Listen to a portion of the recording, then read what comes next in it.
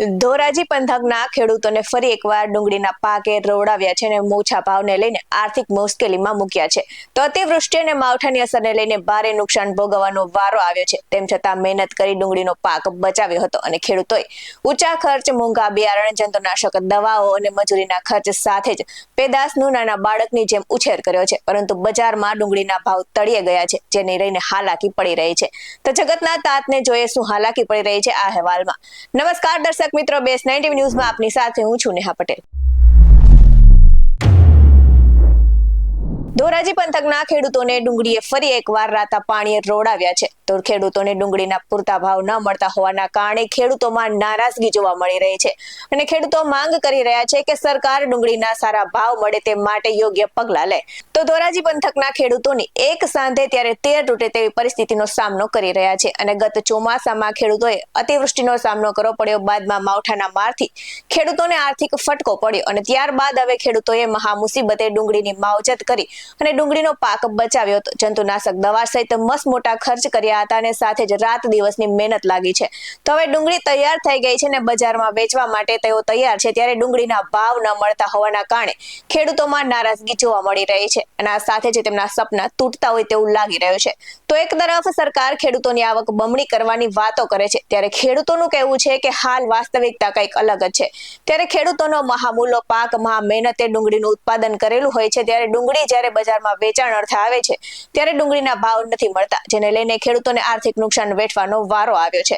તો ડુંગળીના વાવેતરથી લઈને ઉત્પાદન સુધી 1 વીઘા દીઠ 20 થી 25 હજારનો ખર્ચ થયો છે અને મોંઘા બિયારણ, જંતુનાશક દવાઓ અને મોંઘી દાટ મજૂરી ખર્ચ સાથે હવે ખેડૂતો જ્યારે ડુંગળી વેચવા યાર્ડમાં પહોંચ્યા હતા ત્યારે યાર્ડમાં ડુંગળીના પ્રતિમણ ભાવ માત્ર 100 રૂપિયાથી 250 રૂપિયા જ મળી રહ્યા છે. આમ ખેડૂતોને ભાવ ન મળતા ખેડૂતોએ રાતા પાણી રોવાનો વારો આવે છે. ડુંગળીના ઘટતા ભાવ અંગે ધોરાજી માર્કેટિંગ યાર્ડના ડુંગળીના હોલસેલ વેપારીઓનું કહેવું છે કે માવઠાને કારણે ડુંગળીના ઉત્પાદનમાં ગુણવત્તા નબળી પડી છે અને આવકની સામે જાવક ઓછી છે. તો એક્સપોર્ટ ક્વોલિટી નબળી હોવાને કારણે ડુંગળી બહાર એક્સપોર્ટ થતી નથી, જેના કારણે ભાવ ગગડ્યા છે.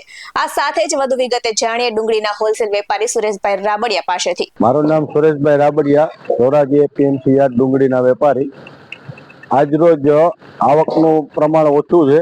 કાલે આવક વધારે આપી, જેથી આજે આવક નથી આપી. માલની ક્વોલિટી વધારે નબળી છે, એના હિસાબે ભાવ થોડા ઘટ્યા છે અને સામે એક્સપોર્ટની અંદરમાં પણ એટલો ઉપાડ નથી, ત્યાં પણ ક્વોલિટી વીક છે. બધે પીઠાની અંદરમાં આવકોનું પ્રમાણ વધવાથી ભાવ ઘટેલ છે.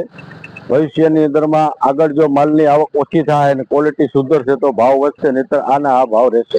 સુરેશભાઈ, શું ભાવ મળી રહ્યા છે?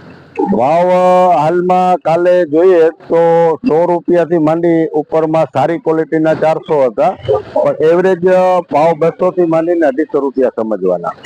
નબળા માલ વધારે આવે છે, 60, 70, 100 રૂપિયામાં જાય છે, જે ડિહાઇડ્રેશન પિલાણ માટે જતા હોય છે. ક્વોલિટી ખરાબ થવાનું કારણ?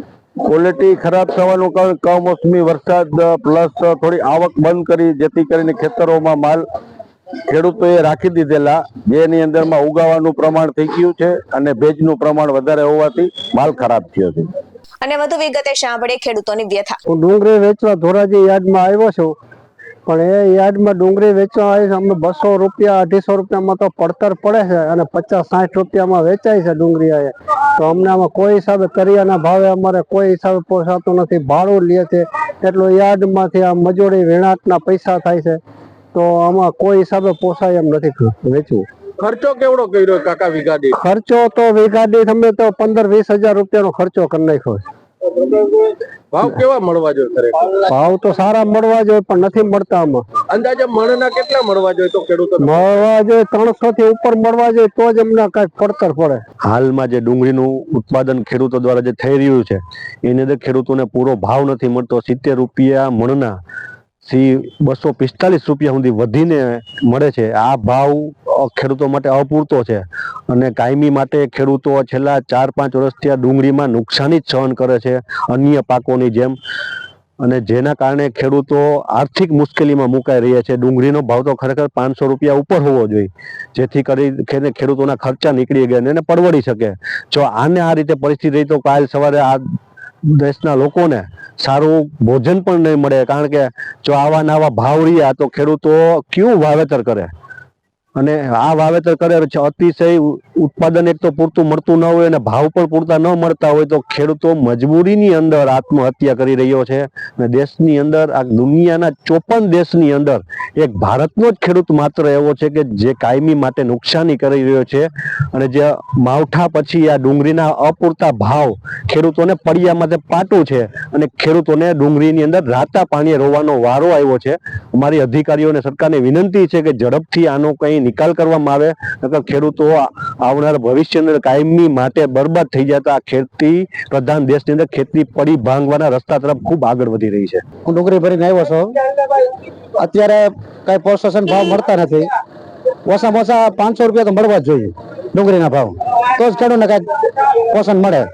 ન ખેડૂતને કઈ એમાં પરવડે નહીં.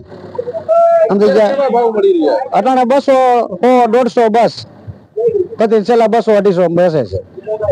પણ 500 તો મળવા જ જોઈએ, તો જ સાહેબ પૈસા મળે કઈક ખેડૂતને. એમ મજૂરી ને થાય, કારણ ખર્ચો એવડો 15-17 હજારનો ખર્ચો આવે. તમે બધું કાયદેસરનો ખાતર બાતર નાખો ને 15 હજારનો ખર્ચો આવે છે. ભાવ ઘટવાનું કારણ શું? હવે આમાં બધું કેમ આમાં સાહેબ, આ તો માથેથી બધું છે, એ તો આપણને ખબર ન હોય ખેડૂતને કઈ. એમ ખેડૂતો કેવા નારાજ છે ભાવ? હા નારાજ છે ખેડૂત. ડુંગળીમાં તો હા હવે અમારે ત્યાં રોટાવેટર મારી દીધા છે. કેટલા ખેડૂતો રોટાવેટર મારી દીધા છે. આવા જ વધુ અહેવાલ સાથે ફરી મળતા રહીશું. તમે અમારી યુટ્યુબ ચેનલને સબસ્ક્રાઇબ કરવાનું, અમને ફેસબુક અને ઇન્સ્ટાગ્રામ પર ફોલો કરવાનું ભૂલશો નહીં. બાકી નવી અપડેટ્સ મેળવવા માટે આપ જોતા રહો BS9 TV ન્યૂઝ. નમસ્કાર.